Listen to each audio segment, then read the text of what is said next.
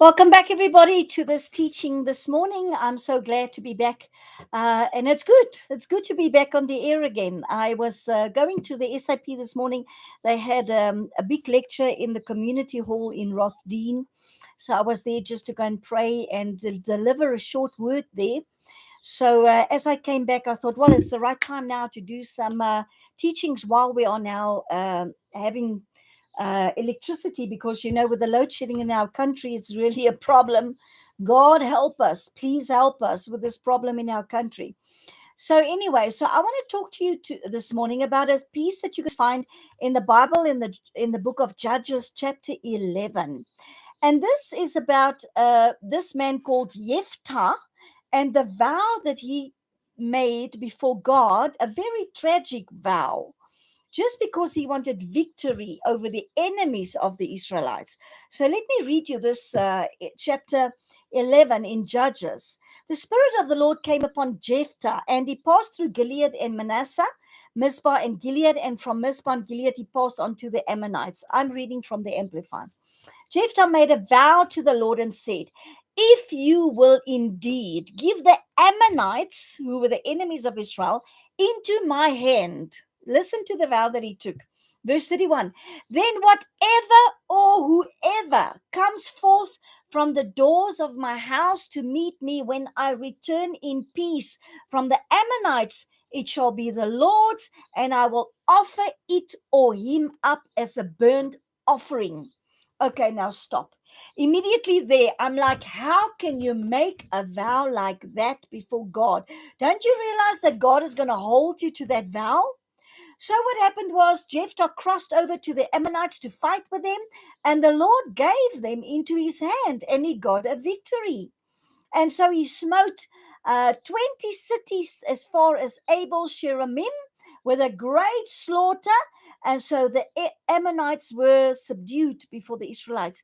And so Jephthah came home to Mizpah, and behold, his daughter came out to meet him with timbrels and with dances, and she was his only child, and beside her he had neither son nor daughter. So now I ask you, what do you think went through this man's mind when he thought, oh, I've offered up to God whatever comes out of the door first? I said, God, you can have it, and I will give it to you in a sacrifice. And when he saw his daughter, he rent his clothes and he said, alas, my daughter, you have brought me very low, and you are the cause of a great trouble for me.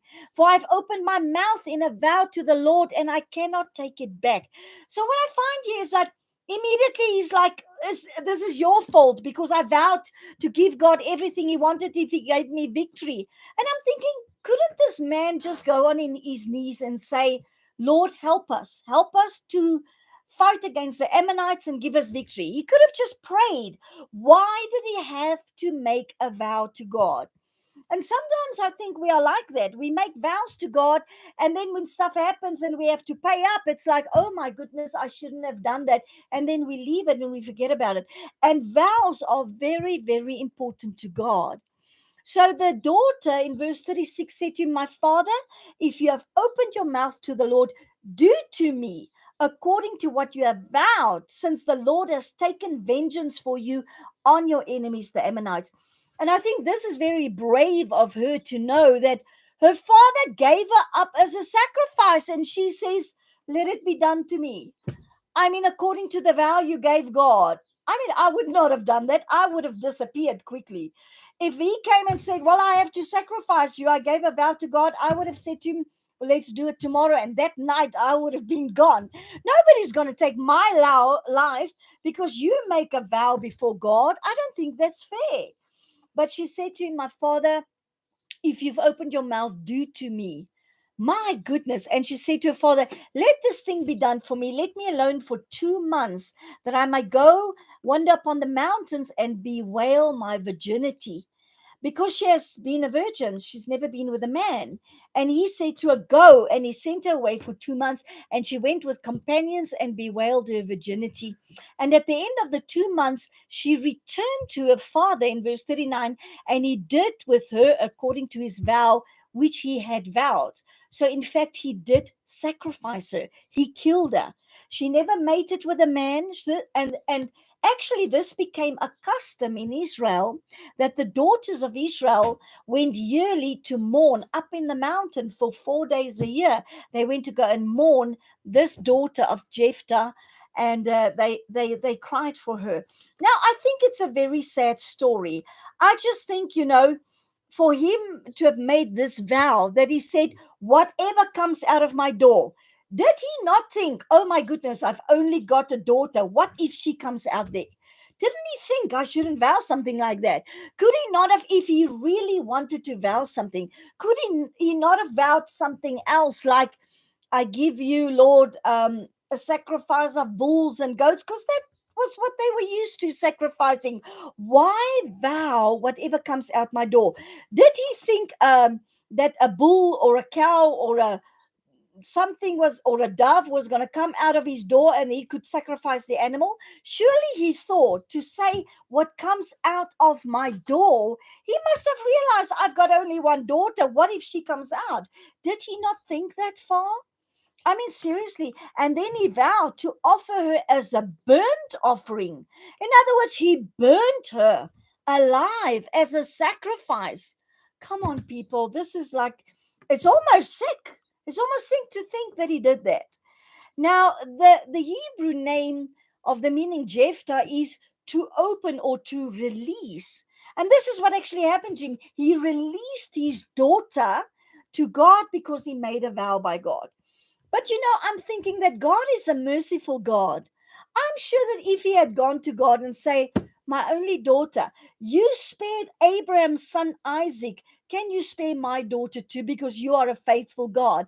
I'm sure if he prayed like that, God would have done something for him, because I believe that God's mercy is more important, and his love for us and for Jephthah was more important and more serious than for him to receive a burnt offering in the in a person. I'm sure God didn't want that burnt offering. I'm sure if he had gone to God and prayed and said, you are a merciful God, I remind you of your mercy, don't take my only daughter away from him, surely don't you think that God would have done for him what he did for Abraham with Isaac, and provided a ram and said, I know that you're honest now. I know that you wanted to give your daughter, but like I provided for Isaac, for Abraham, a ram, don't kill your daughter. She's your only daughter. Just sacrifice the ram. I'm sure God would have done that. But it's funny for me that he never even thought that far. Does this mean that he was just dim-witty, or he just didn't care? It's like his sacrifice to do what he promised God was more important than to cry for the life of his daughter. And I'm sure that God would have seen his heart and would have said, you know what? I know that you made a vow to sacrifice a person in return for victory in the battle, but I'm a merciful God. I'm a faithful God. I'm going to give your daughter back to you. I'm sure God would have done that. I just cannot understand why this man didn't just go and pray. But sometimes we are like that. Sometimes we make vows to God. If you help me with this, I will do that. And if you do this for me, I will do that. And I don't think we should really do that. I don't think we should. I think we should get away from making vows to God that we cannot keep. What are the vows that you have done for God? Have you done any vows and said, Lord, if you do this and you help me with that and that, I will do that? I have, when I was young and my husband died and it was me and my son that was alone, I was a single mother, and I said, I knew that I was called by God, and I said, God, help me to become what you want me to become. I give you my son. He's my firstborn, but he's yours. He's a gift to me that you have given me. Only spare his life and give him a long, long life. What if Jephthah have prayed that same prayer? What if he had said, this is my only daughter, but you are a faithful God and you are merciful. And I made a vow that I will bring her up in the ways of God, but spare her life and give her life, a long life, an abundant life. I'm sure God would have answered his prayer. So I'm just so shocked at this, at the fact that Jephthah actually put his daughter up for a burnt sacrifice because he made a vow to God. I think it's really sad that he went through with the whole thing. So today I'm saying to you, What are the vows that you've made to God? Have you fulfilled them? And if you have not, maybe it's because there's somebody attached to that vow. Maybe you should go to God and say, Lord, I know that I attached this person or that person to that vow, but you're a merciful God. You're a faithful God. I ask you to release me from that vow and spare this person's life, or do this or do that for me, because God is faithful. Come on, somebody. God is a faithful God. He will bless us and help us. And if you pray and ask God, do with me what you did with Isaac, when you gave a ram for Abraham when he was about to slay his only son, Lord, do the same to me. God is not a respecter of persons. He will honor you for reminding him that he did that for Abraham, and he can do the same for you. So that's just something we could think about today.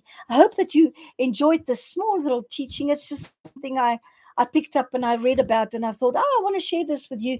Maybe you've never read the story in the book of Judges, chapter 11. Go and read the story and just pray and say, God, if I have made any vows that I have not fulfilled, release me from them, because you're a faithful God. In Jesus' name, amen. Until next time, shalom.